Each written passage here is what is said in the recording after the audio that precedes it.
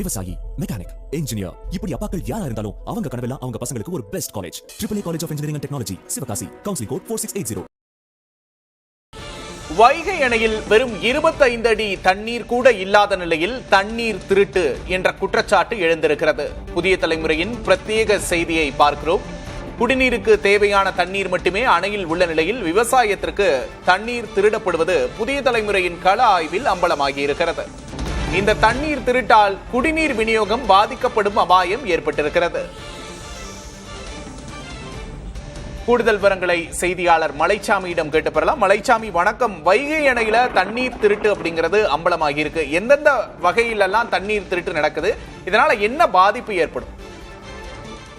விக்னேஷ், அதாவது பாத்தீங்கன்னா ஆண்டிப்பட்டி அருகே அமைந்துள்ள வைகை அணையோட மொத்த நீர் மட்டம் 71 அடி.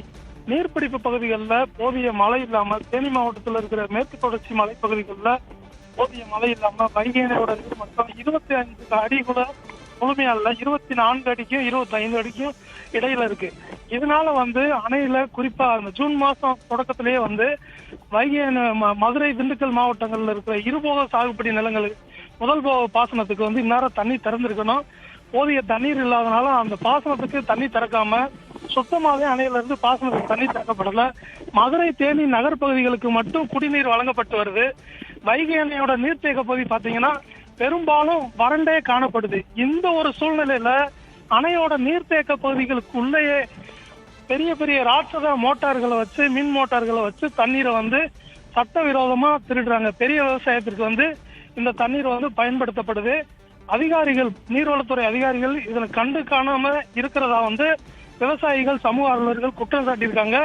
வைகை அணையோட நீர்மட்டம் மிகவும் குறைந்த நிலையில இருக்கிறப்ப கூட இது போன்ற திருட்டு சம்பவங்கள், தண்ணீர் திருட்டு சம்பவங்கள் அனுமதிக்கப்படுறது பெரிய குற்றச்சாட்டா விவசாயிகள் தரப்புல முன்வைக்கப்படுது. உடனடியா அந்த தண்ணீர் திருட்டு சம்பவங்களை தடுத்து அணையோட நீர்த்தேக்க பகுதியில் இருக்கிற மின் மோட்டார்களை அகற்றி அணையிலிருந்து மதுரை மாநகர், தேனி நகர் பகுதி உள்ளிட்ட பகுதிகளுக்கு குடிநீருக்கு தான் இப்ப தண்ணீர் வழங்கப்பட்டு வருது.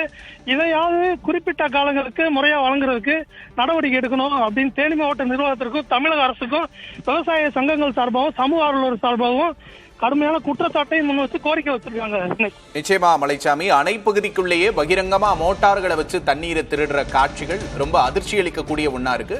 பொறுத்திருந்து பார்க்கலாம் அதிகாரிகள் என்ன நடவடிக்கை எடுக்க போகிறார்கள் என்பதை. விவரங்களுக்கு நன்றி.